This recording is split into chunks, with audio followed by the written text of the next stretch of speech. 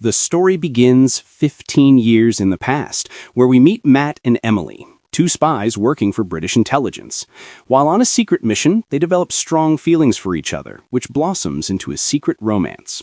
A short time later, we see Emily in a bathroom with a pregnancy test, confirming that she's pregnant. Matt and Emily are in their car, heading to a mansion for their next mission. Their boss at intelligence, Chuck, speaks to them through their earpieces. Chuck informs them that they need to infiltrate the birthday party of a terrorist named George, the leader of the Foxx terrorist organization. The goal is to pose as invited guests and blend in to get to a dangerous electronic device known as the key. The key is no ordinary device. It gives its owner complete control over England's industrial infrastructure, including its ports and nuclear reactors. Once inside the party, they successfully sneak into a private office, open the secret safe inside, and take the key. However, the alarms suddenly go off and guards rush into the office. Matt and Emily skillfully take them down and get out of the office. On their way out of the mansion, they fight off wave after wave of George's men, but thanks to their superior skills, they defeat them all and manage to escape.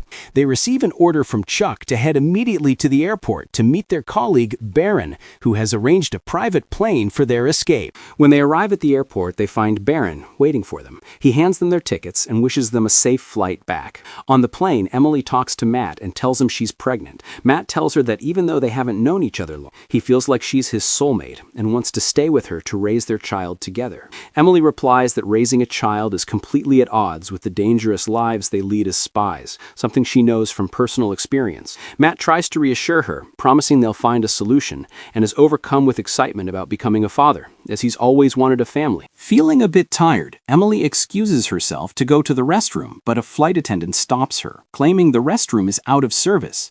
In that moment, Emily realizes something is wrong and looks at Matt. It turns out George and his men were on the plane with them. The flight attendant grabs her and holds a gun to her head, threatening Matt to give back the key. Matt throws the key towards him, and in that instant, Emily manages to twist the attendant's arm as Matt attacks him. The rest of George's men appear, and a violent fight breaks out. Matt and Emily use their skills to deliver knockout blows. One of George's men grabs the gun off the floor and tries to shoot Emily, but Matt gets to him and grabs his hand, causing the bullet to go astray and hit the pilot, who dies instantly. The plane starts to fall and collides with a glacier, causing parts of it to break off. As the plane slides toward the edge of an icy cliff, Matt and Emily rush to the parachutes, only to find there's just one left. Matt insists that Emily take it to save herself and their unborn child, but Emily grabs him and jumps with the parachute, and they cling to each other, surviving the crash and landing safely on the ground. Emily asks him, "Is this the life we want? Especially now that we have a child." She adds that their child deserves to live a normal life with a mother and father who love and protect them. She continues, saying that the key is lost, and everyone will assume they died in the crash, making this their perfect chance to disappear. She suggests they travel to America, start a family there, and provide a normal life for their future child. Matt loves the idea and immediately agrees, and so they decide to leave their past lives completely behind them. 15 years pass, and we move to the present day. We see Matt and Emily in America, where they now have a daughter named Elle and a son named Leo. They try their best to forget their old lives as spies and raise their children properly. While driving them to school, Matt tells his son Leo to be careful and says that if he needs anything, he just has to press the button on the ring he's wearing. The ring has a tracker and also measures his blood pressure and sugar levels because Leo is sick. Meanwhile, Emily spots her daughter Elle standing with her friends and starts watching her with binoculars, an old habit she can't seem to break.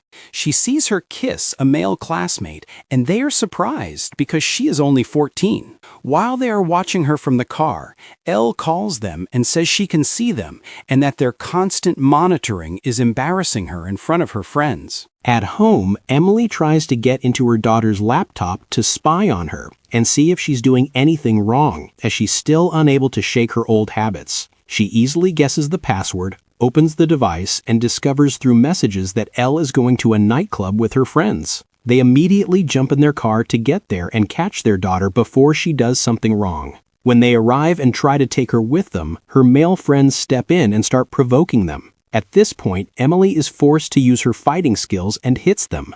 One of them records what she did on his phone and hits the post button, but Matt quickly grabs the phone, deletes the video, and they take Elle and leave. In the car, Elle realizes they opened her laptop and saw her messages, and calls them out for always spying on her. She asks them in disbelief how they have these fighting skills and when they learned them. Matt tells her they took a few taekwondo classes a long time ago. Elle replies that they are liars, and that she always felt they were hiding something about their past. She leaves them angrily and goes up to her room. The next morning, the doorbell rings, and when they open it, they are shocked to find Chuck, their former boss from intelligence. He tells them he knew they were alive after seeing the video that went viral on social media. He adds that the key was never found after the plane crash, and that George, the leader of the Falcon organization, has been searching for them all these years because he believes they still have it.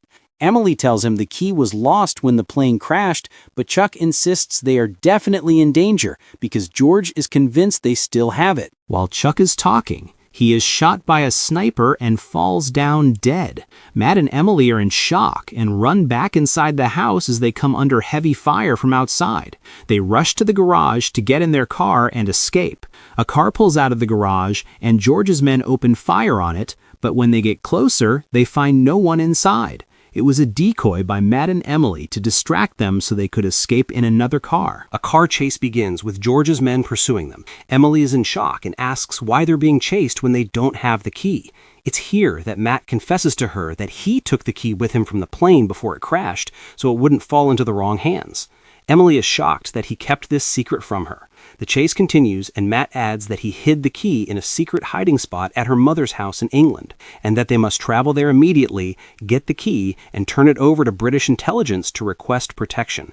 Emily asks him why he specifically hid it at her mother's house, and he tells her it was the safest place. At that moment, a car carrying George's men pulls up beside them, and they open fire. Matt grabs a bottle of Coke, drops a piece of candy inside, and chucks it at the other car.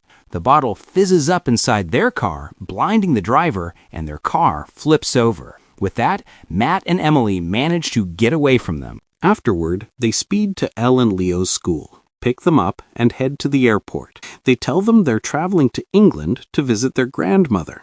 Naturally, Elle and Leo are surprised to learn they have a grandmother living in England, as Emily had always hidden anything related to her mother from them. Elle and Leo feel like their parents are hiding something, because their story doesn't make sense. Emily asks them to just go along with it for now, and they'll find out everything later. On the plane, Matt and Emily hesitate to tell their children the truth. Emily says that lying to them will keep them safe, and it's better if they don't know they were spies.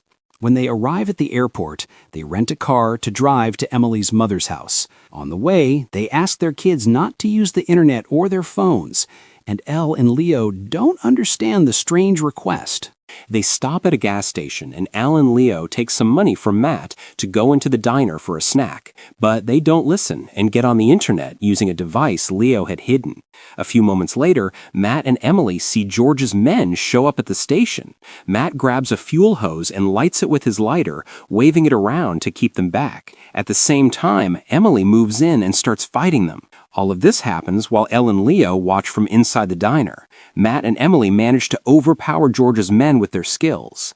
Elle and Leo quickly get in the car, and they all flee the scene. Elle and Leo demand an explanation for what they just saw, so their parents are forced to confess that they were spies for British intelligence 15 years ago, and the men they were fighting at the gas station were hunting them. Elle and Leo are shocked to hear the truth, but they also feel it makes sense, as they had always sensed something mysterious and suspicious about their parents. Leo, however, is incredibly impressed, as he is a huge fan of spy movies. He apologizes to his dad for using the internet on the hidden device, and Matt takes it from him and throws it out the car window. They finally arrive at Emily's mother's house, and Elle and Leo are amazed to see it's a huge mansion. They go inside and meet their grandmother, Jenny, who was hunting birds with her rifle. It turns out that Jenny was also a former spy for British intelligence. She takes them inside the mansion and introduces them to her young boyfriend, Nigel. Nigel takes Elle and Leo on a tour of the mansion, while Matt and Emily talk to Jenny and tell her everything about the key and the Falco organization that's chasing them. From Emily's conversation with her mother, Jenny, we can tell their relationship isn't good. Jenny blames her for not visiting and for not even telling her children they had a grandmother. Emily replies that she wanted her children to have a normal childhood, unlike the difficult one she had with her because she was also a spy. At that moment, Elle is listening to the conversation and now understands why her mother hid the truth about them being spies.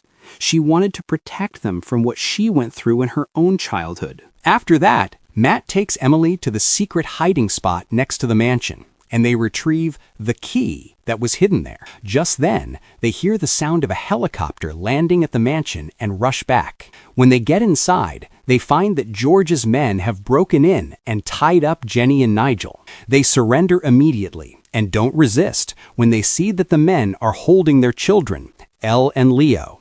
Matt holds the key in his hand and tells them he'll give it to them on the condition that they don't hurt his kids. At that moment, Chuck appears before them and they are stunned to see him alive after witnessing him get shot. Chuck tells him he was fired from his position at British intelligence because of the failed mission, the plane crash, and the loss of the key. He adds that he lost his job and many other things in his life, which is why he decided to betray intelligence and work with George to get to Matt and Emily and take the key from them. He went to their house and tricked them into thinking he was killed, all this part of an act to lead them to the place where they were hiding the key. And indeed, his plan worked, and he takes the key from them. Meanwhile, Grandma Jenny manages to break free from her restraints and sneaks to a secret spot in the kitchen to grab a weapon. She shoots tranquilizer darts at George's men and engages them in a fight using her skills as a former spy. When Chuck hears the sounds of fighting from outside, Matt and Emily move quickly, attack two of the guards, and take their weapons. But Chuck is holding Elle and Leo and threatens to kill them. Two men come up behind Matt and Emily and knock them unconscious. Chuck takes Elle and Leo with him to the helicopter and flies away from the mansion. When Matt and Emily regain consciousness, Grandma Jenny tells them that Chuck has taken their children. They go to watch the security camera footage and see their son Leo signaling to them with the hand wearing the tracking ring, a clever move so they can pinpoint their location. They successfully track his location, which is an old museum by the river. Matt and Emily arrive at the location at night where Chuck is holding a secret auction to sell the key to George's competitors and make a fortune from it. To demonstrate the key's power to the buyers, he contacts his assistant, Denville, on a radio and asks her to use the key to cut the city's power and then restore it moments later. This happens right before their eyes, and then he asks her to open the river's water barrier, which, if left open for too long, will flood the entire city and cause a catastrophe. Denville successfully takes control of the water barrier and opens it remotely. Meanwhile, Matt and Emily try to enter the building, but the guards stop them and a fight breaks out. As usual, they use their skills and overpower them. Just then, their colleague Baron shows up with intelligence agents. He tells them he knew Chuck was the one who took the key and that he was working with George, so they came to arrest him. They team up and enter the place where Chuck is. When Chuck sees them, he flees, and Matt and Emily run after him. When they get outside after him, two of George's men appear on motorcycles with guns. But at that moment, Grandma Jenny is ready with a sniper rifle and uses her skills to take aim at them. Matt and Emily get on a motorcycle and race at top speed to catch up to the boat that Chuck escaped on with their kids down the river. But George's men chase them on motorcycles, firing at them. At the same time, Chuck is on the radio with his assistant Denville, telling her to meet him on the other side of the river with the key. Emily manages to shake off the motorcycles chasing them and speeds to catch the boat before it passes under the open bridge and they can't reach it. She steals a speedboat and has Matt get in with her. Meanwhile, Nigel, Grandma Jenny's boyfriend, is waiting in his car behind the museum. He happens to see Denville, Chuck's assistant, as she comes out and gets into her car, so he follows her to stop her. He gets out of his car and finds her unconscious. with the key and the laptop used to control it beside her. He contacts Grandma Jenny and tells her he found the key, and she tells him to use it to close the open bridge quickly. At that moment, Matt and Emily manage to reach Chuck's boat with their speedboat and jump aboard, where they begin to fight his men. At the same time, Nigel manages to crack the laptop's code and gives the command to close the bridge. Indeed, the bridge begins to close as the boat is heading towards it at full speed, about to collide with it. Emily yells at her kids and tells them to jump into the water, and they listen to her and jump. Meanwhile, Matt fights with Chuck and hits him, and Emily hits him too. Then they quickly jump from the boat. The boat crashes into the closed bridge and bursts into flames. Matt, Emily, and their kids get out of the water. Matt is very proud of what his son Leo did when he signaled to the camera with the hand wearing the ring. After that, Emily hugs her daughter Elle and also hugs her mother Jenny. They walk off together, and Matt and Emily promise that they will never do this again, will never return to the spy life, and will live in peace. Sometime later, we see Elle on a soccer field, about to take a penalty kick. She successfully scores a goal, and her team wins. Matt and Emily are very happy for their daughter and celebrate with her. Emily talks to Elle and tells her she can go out with her friends freely and promises she will never spy on her again. They let her go celebrate with her friends after she promises them she'll take care of herself. Matt and Emily get into their car, and at that moment, Baron appears in the car, startling them. Baron informs them that they never found Chuck's body after the boat crashed into the bridge, and that they are needed for a new mission. And the movie ends.